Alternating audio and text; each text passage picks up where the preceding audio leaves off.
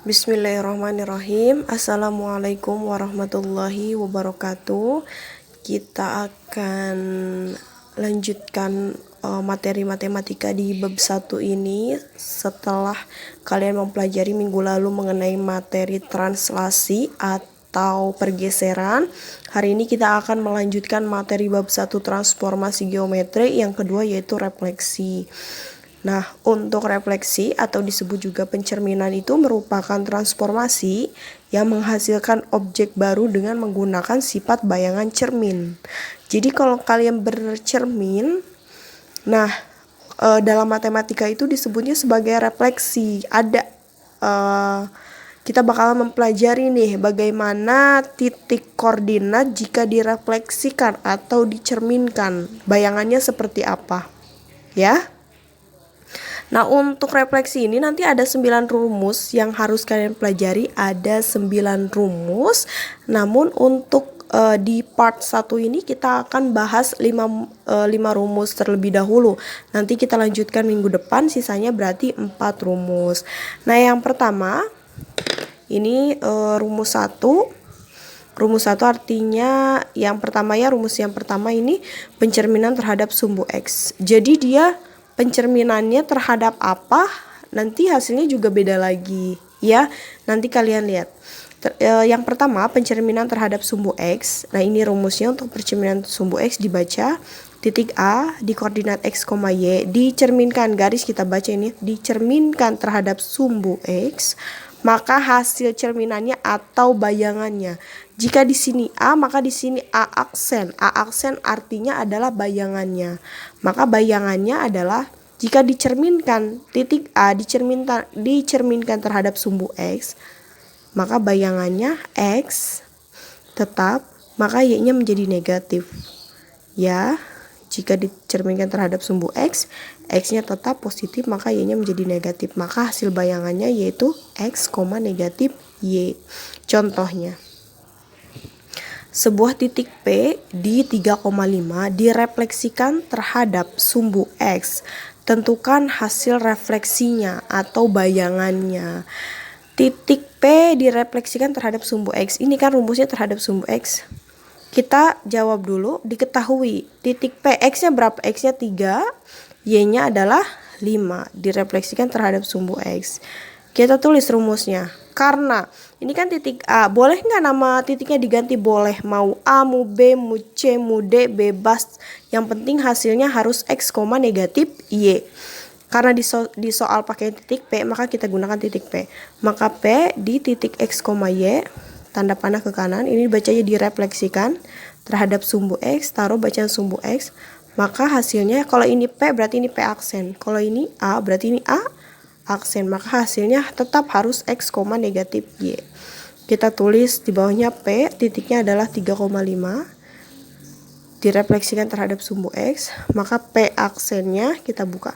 X di sini kan, kita ikuti X-nya berapa, tulis X-nya adalah 3, ada negatif, tulis negatifnya. Y-nya berapa? 5 kan, berarti negatif 5.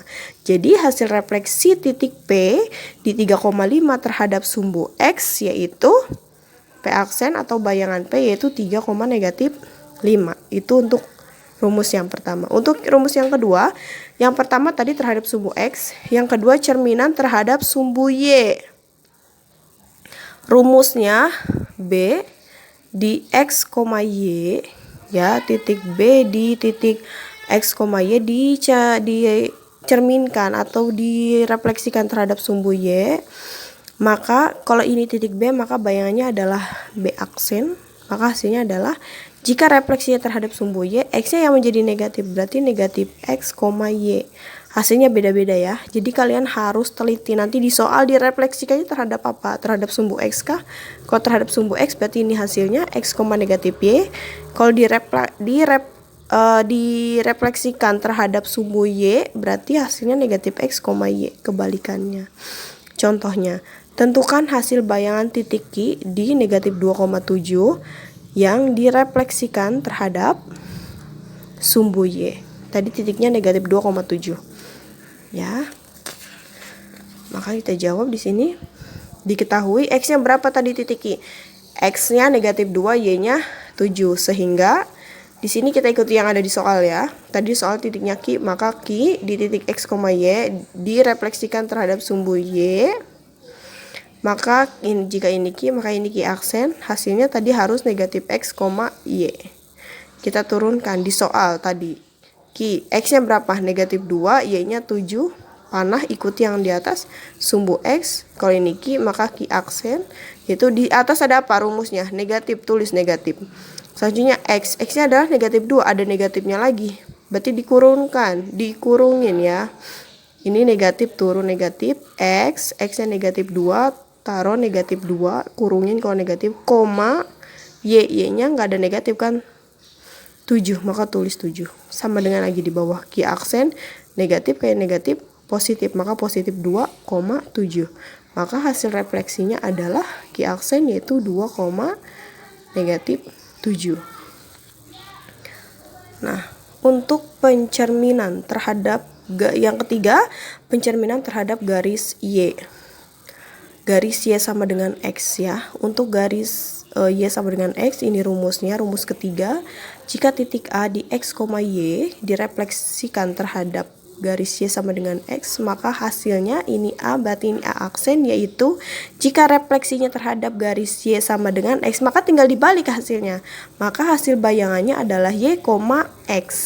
Ini rumusnya. Jadi kalian yang harus kalian apal tuh direfleksikannya terhadap apa, berarti hasilnya juga apa.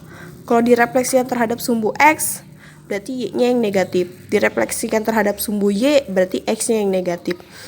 Kalau terhadap Y sama dengan X, berarti tinggal dibalik. Y duluan, baru X. Ini hasilnya. Contohnya, sebuah titik A di 11,2 direfleksikan terhadap garis Y sama dengan X. Tentukan hasil refleksinya. Titik A. X-nya berapa? X-nya 11, Y-nya 2. Kalian tulis rumusnya. Refleksikan terhadap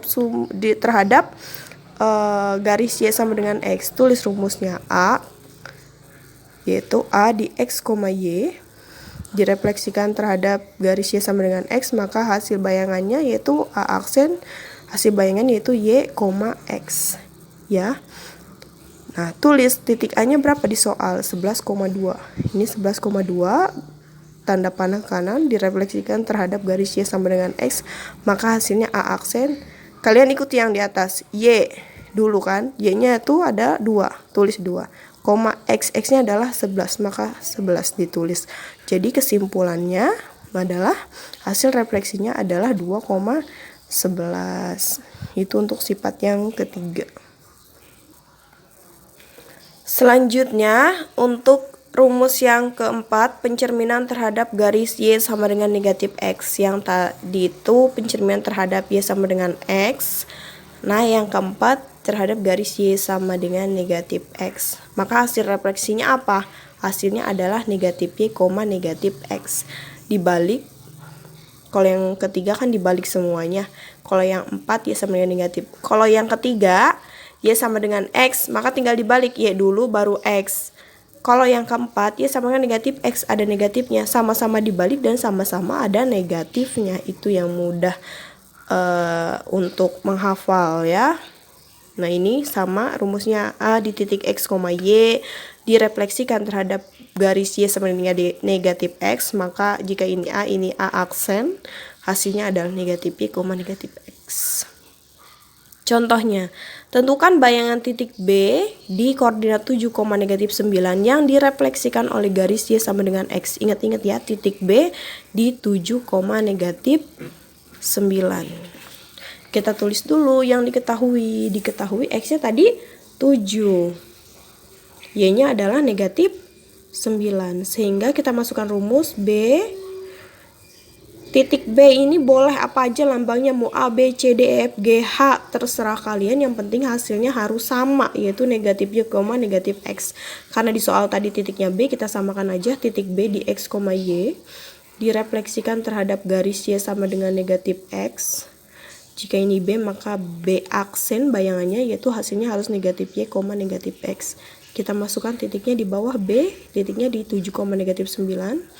Panah direfleksikan terhadap garis Y sama dengan negatif X, maka hasil B aksennya adalah di atas ada negatif, taruh yang negatif.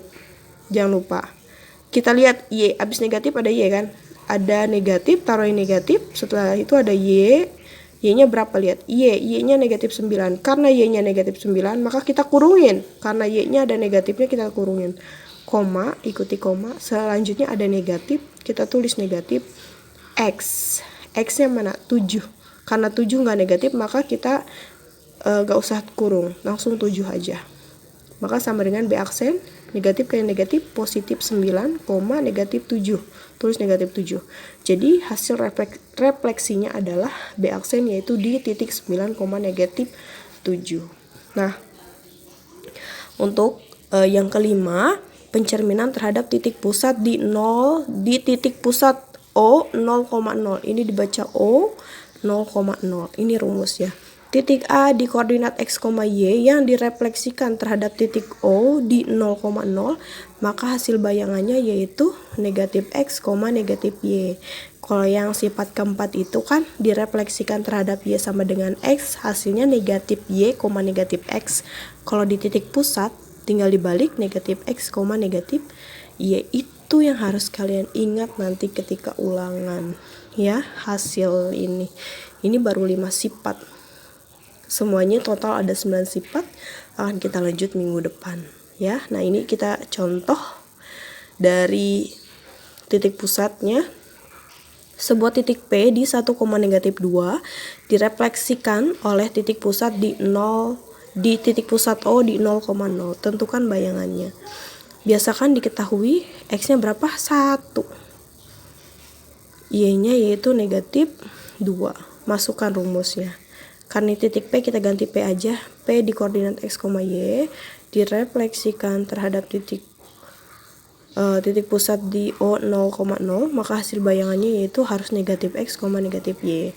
Tulis P-nya. P-nya di titik 1, negatif 2. Ikuti direfleksikan terhadap titik O di 0,0, maka P aksennya yaitu negatif, taruhnya negatif. X-nya berapa? 1.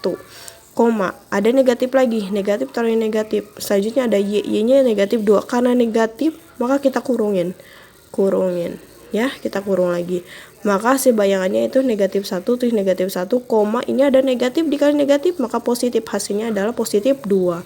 Maka hasil pencerminannya adalah di titik P aksen di koordinat negatif 1,2.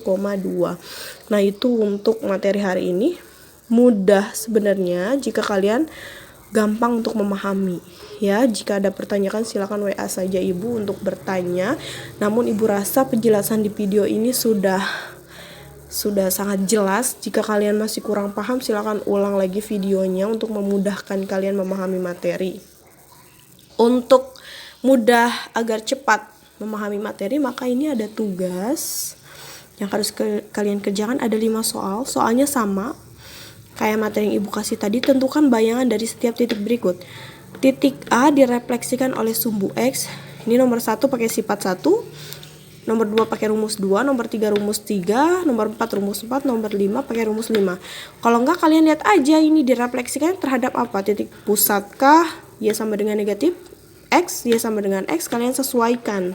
Kalau gitu tinggal kalian lihat hasilnya seperti apa ya. Jangan lupa dikerjakan tugasnya. Kalau sudah nanti dikirim ke WA Ibu dengan batas waktu yang akan Ibu tentukan nanti. Semuanya ada 9 rumus. Hari ini kita pelajari dulu 5. Kita akan lanjutkan minggu depan sisanya ya. Jika kalian masih belum mengerti, silahkan putar kembali videonya agar mudah memahami materi ini. Kalau sudah tugasnya silahkan kirim ke WA Ibu. Cukup sekian untuk pembelajaran hari ini. Wassalamualaikum warahmatullahi wabarakatuh.